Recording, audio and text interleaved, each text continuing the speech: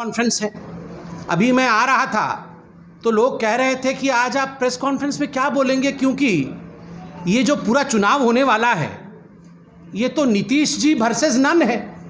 एक तरफ नीतीश जी हैं, दूसरे तरफ कौन है, ये चर्चा का विषय है। कौन है, किसके खिलाफ लड़ाई हो रही है? एक पक्ष तो दिख रहा है, एक पक्ष तो कार्यरत है, एक पक्ष तो मेहनत भी कर रहा है, एक पक्ष के पास ध्येय भी है, किंतु दूसरा पक्ष कहाँ है और कौन है, इस विषय को लेकर पूरे हिंदुस्तान में एक चर्चा बना है। और दूसरी बात मैं बताना चाहूँगा, जो उत्तर मैंने उनको दिया, जो जनता मुझे आज एयरपोर्ट पे पूछ रही थी कि नीतीश वर्सेस नन, मैंने कहा देखा जाए तो इसको यह भी कह सकते हैं विकास वर्सेस जेल की लड़ाई है।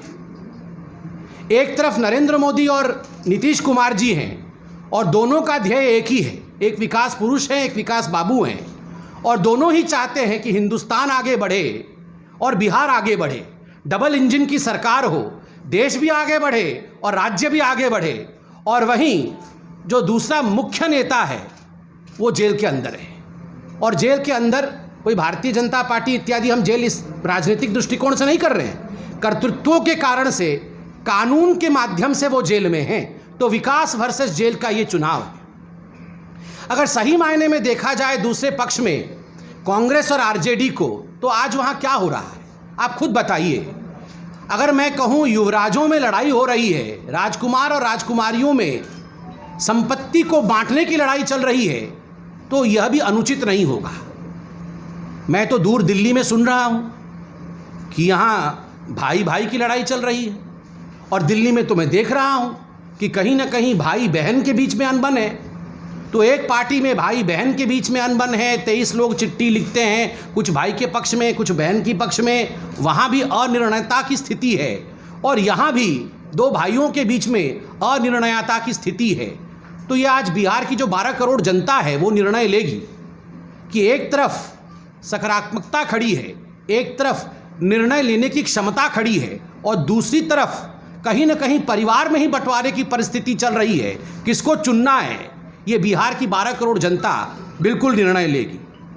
बंधुगण, चाहे कमल हो, चाहे तीर और कमान, आप देखिएगा किस प्रकार से रिकॉर्ड तोड़ मतों के साथ इस बार चुनाव के नतीजे आने वाले हैं। जहाँ तक लालटेन का सवाल है, मैं तो बिल्कुल सत्य कह रहा हूँ। लालटेन में ना तो अब तेज है और ना ही प्रताप है। ये तेज और प्रताप केवल नाम में है, लालटेन में नहीं है। लालटेन में ना तो तेज है ना प्रताप है, ये केवल नाम में है। बंधुगण, व्यक्तिगत रूप से पूछा जाए तो बहुत दुख हुआ 4-5 दिन पहले जब रघुवंश बाबू हमारे बीच नहीं रहे। कुछ मनुष्यों को, कुछ नेताओं को, कुछ पुरुषों को, कुछ व्यक्तियों को पार्टी के संदर्भ से सदैव ऊपर देखा जाता है।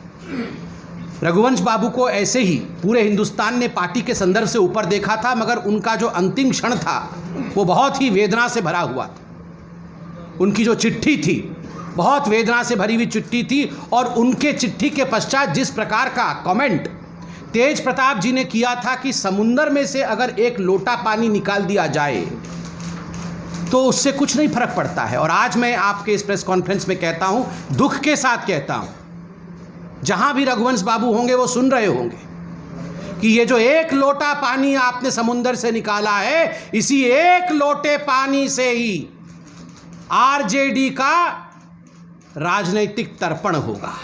इसी एक लोटे पानी से आरजेडी का राजनीतिक तर्पण होगा। इतने बड़े नेता को आपने इस प्रकार के शब्दों से परिभाषित किया, एक लोटा पानी समुंदर में से। बंधुगण, अब मैं विकास के एजेंडे पर आता हूं। यथाशीघ्र हम प्रधान। अगर आपको हमारा वीडियो पसंद आया हो तो इसे लाइक करें, सब्सक्राइब करें और साथ ही बेल आइकन दबाना ना भूलें।